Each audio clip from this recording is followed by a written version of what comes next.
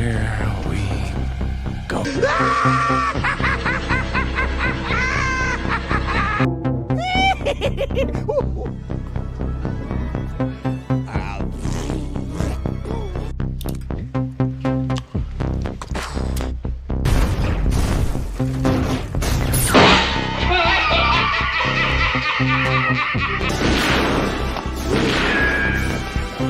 Is like gravity. All it takes is a little push.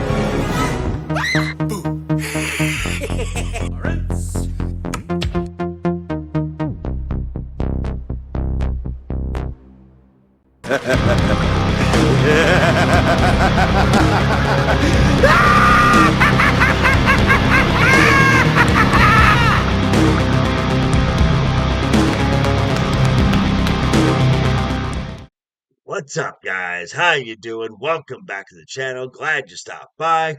And if you're brand new, welcome. Grab a seat, stay a while. But hey, do me a couple favors first. Go down and hit that subscribe button. Go next door, ring that bell. Make sure it says all so you know when the next video pops up. Hit that like button. And before you head out, drop a comment.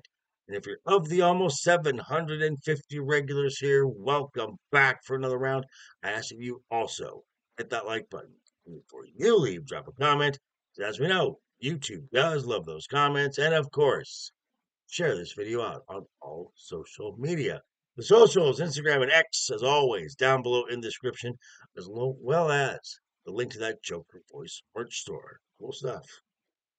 Okay, we're talking about factions here today. And a faction in the world of professional wrestling is a group of at least 3 in-ring talent. Now, this has been a part of professional wrestling for decades upon decades, whether it has been the Four Horsemen, to the Heenan family, to the NWO, to the Shield.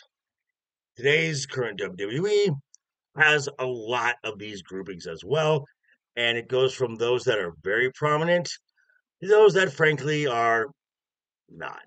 So let's take a look at the current set of factions for the WWE, and we'll see why that the best faction in the WWE is the Judgment Day.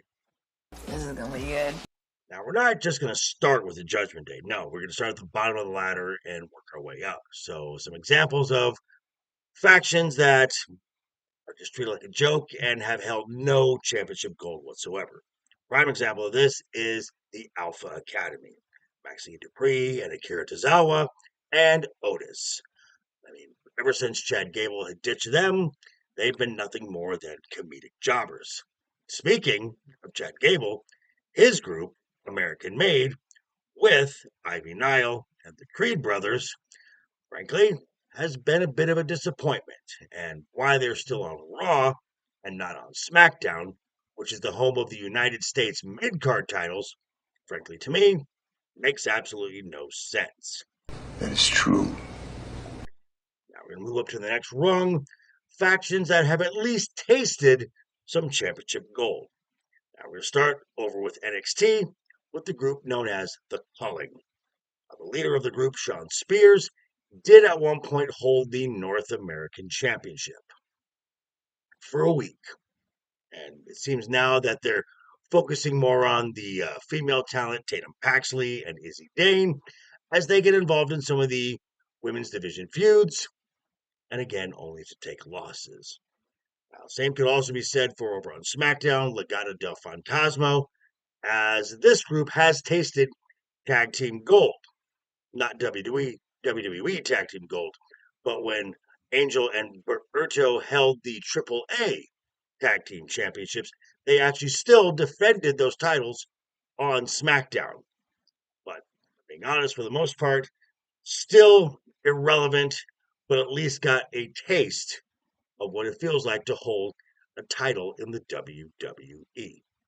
Yeah, I can see that. Moving on up, let's look at some factions that currently hold championship gold, but are just knockoffs from factions of previous years. Let's start off with the new NXT Tag Team Champions, members of Dark State. This is a group of up-and-comers, hungry to get themselves noticed, who are known for a pack mentality. Signature move is surrounding the ring to inflict whatever damage on whoever just happens to be unfortunate enough to be in the ring at that time. Much like the early iterations of groups like Nexus and The Shield. Over on SmackDown, the current WWE Tag Team Champions are being held by the Wyatt Six. Let's not joke around here. This group is headed by Bo Dallas, the brother of the late Bray Wyatt. This is obviously inspired by the Wyatt family. Obviously. Now let's take a look at the current NXT Women's Champion. Still can't believe I'm saying this. JC Jane and her faction Fatal Influence with Fallon Henley and Jasmine Next.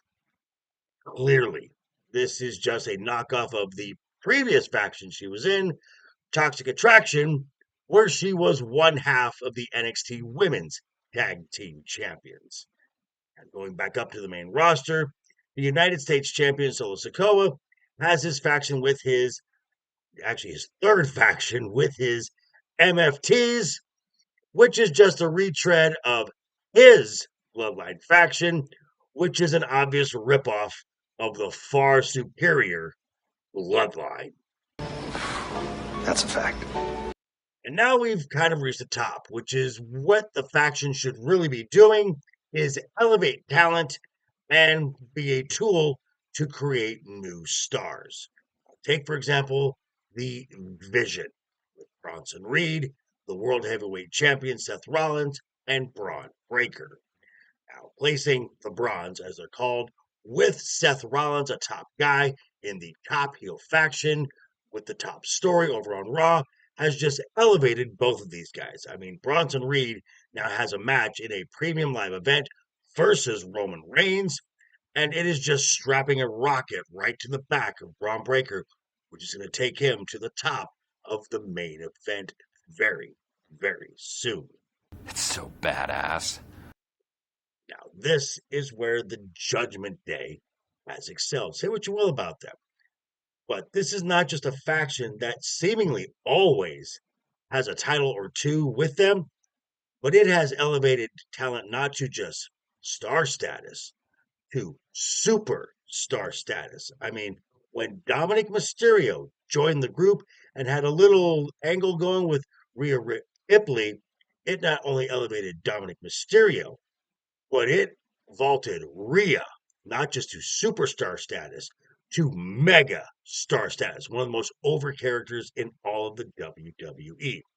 Now, Rhea went out for a while with an injury, and insert Liv Morgan into the storyline. Now, this elevated her even more to a mid-carder, to a main event mainstay, and it also elevated Dominic Mysterio to superstar status as well. Also elevated the Judgment Day, who got maybe 1 or 2 segments on Raw, to 3 to 4 segments weekly on Raw, becoming one of the top factions in all the WWE. Now, obviously, Liv Morgan is out with an injury, but the Judgment Day hasn't skipped a beat with elevating NXT call-up Roxanne Perez to a major player on the main roster. So, as I said, not only does this faction have championship gold around them at all times, but in doing what a faction's supposed to do, create new superstars, Judgment Day has absolutely worked to Perfection. and that is why the Judgment Day is the best faction in the current WWE. But hey, these are just my thoughts. Let me hear what you got to say down below in the comments. And be sure, tune in next week for a whole lot of new news, stories, updates, and of course, 6 p.m. Pacific, right here, this channel. Me and the guys talk about some of that and a whole lot more. Of course, I'm talking about Wednesday night is overbooked. But yeah, thanks for stopping by, folks. Again, quick reminder before you head out the door, hit that subscribe button, ring the bell. If you like the video, give it a thumbs up. If you didn't like the video, hey, thanks for sticking around this long. I appreciate it. And I'll see you folks all very soon. Hope you had a great week. Have a wonderful weekend ahead of you. Always have fun. Keep talking. Keep smiling. Until next time.